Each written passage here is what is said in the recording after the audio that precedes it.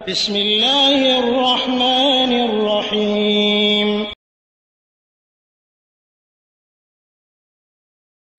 ওয়ালাইকুম আসসালাম ওয়া রাহমাতুল্লাহি ওয়া বারাকাতুহু। এরশাদ ভাই দুবাই থেকে জানতে চেয়েছিলেন যে কবর বা মাজারকে উদ্দেশ্য করে সফর করা যায় কিনা, অথবা নবী বা রাসূলের কোনো কবরকে উদ্দেশ্য করে ভ্রমণ বা সফর করা জায়েজ আছে কিনা। জি না, এটা সম্পূর্ণ হারাম, যে এটা জায়েজ নয়। পীর মাজার বা কবর তো দূরের কথা, নবী রাসূল গুণের কবরকে কেন্দ্র করে বা উদ্দেশ্য করেও জিয়ারত করা বা সফর করা জায়েজ নয়, যা সহিহ বুখারী মুসলিমের হাদিস। আবু হুরায়রা থেকে বর্ণিত, রাসূল সাল্লাল্লাহু আলাইহি সাল্লাম বলেন, লা তুশাদ্দুর রিহালু ইল্লা ইলা সালাসাতি মাসাজিদ, আল মসজিদুল হারাম ওয়া মসজিদ হাজা ওয়াল মসজিদুল আকসা। রাসূল সাল্লাল্লাহু আলাইহি সাল্লাম বলছেন যে তিনটি মসজিদ ছাড়া সোয়াবের উদ্দেশ্যে ভ্রমণ করা, জিয়ারত করা জায়েজ নয়। তিনটি মসজিদ ছাড়া যে কোনো জায়গা, কবর বা মাজার বা নবীর কবর হোক আর যে কোনো স্থান হোক, এটা সম্পূর্ণ হারাম সফর করা। তো সেই তিনটি মসজিদ, যে তিনটি জায়েজ আছে ভ্রমণ করা নেকির উদ্দেশ্যে, সোয়াবের উদ্দেশ্যে, যেখানে গেলে সোয়াব হবে, সেই তিনটির মধ্যে এক নম্বর হলো আল মসজিদুল হারাম, অর্থাৎ কাবা, মক্কার যে মসজিদ, মসজিদুল হারাম, সেই মসজিদ জিয়ারত করতে পারেন, সফর করতে পারেন নেকির উদ্দেশ্যে, সেখানে সোয়াব আছে।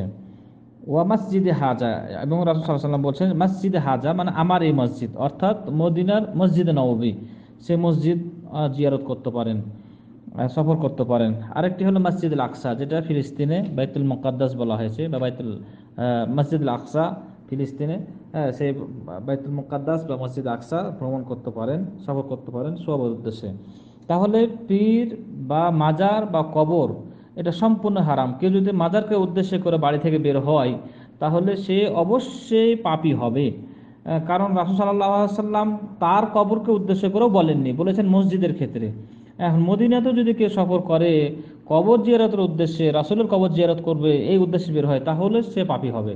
কারণ রাসূল কবরকে উদ্দেশ্য করে বলেনি, তাই মসজিদের উদ্দেশ্য করে বলেছেন।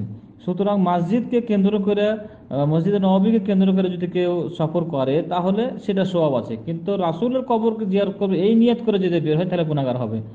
কারণ রাসূল মসজিদের কথা বলেছেন, তার কবরের কথা বলেননি। সুতরাং কোনো নবী রাসূলের কবরকে কেন্দ্র করে উদ্দেশ্য করে জিয়ারত করা জায়েজ নয় সওয়াবের উদ্দেশ্যে। তো নবী রাসূলের কবর জিয়ারত করা বা সফর করার উদ্দেশ্যে জিয়ারত করা বা সফর করা যখন সওয়াব নাই, তখন পীর মাজার বা মাজার কবর কিভাবে হতে পারে, কিভাবে শরীয়তে জায়েজ হতে পারে। সুতরাং মাজারকে কেন্দ্র করে, কবরকে কেন্দ্র করে ভ্রমণ করা এটা সম্পূর্ণই হারাম। এই তিনটি মসজিদ ছাড়া যে কোনো উদ্দেশ্যে বা যে কোনো জায়গায় হোক না কেন, আর যে কোনো মাজার বা কবর হোক না কেন, এটা সম্পূর্ণ হারাম, অবশ্যই সে গুনাহগার হবে। আল্লাহ তাআলা আমাদের হেফাজত করবে। জাযাকাল্লাহ।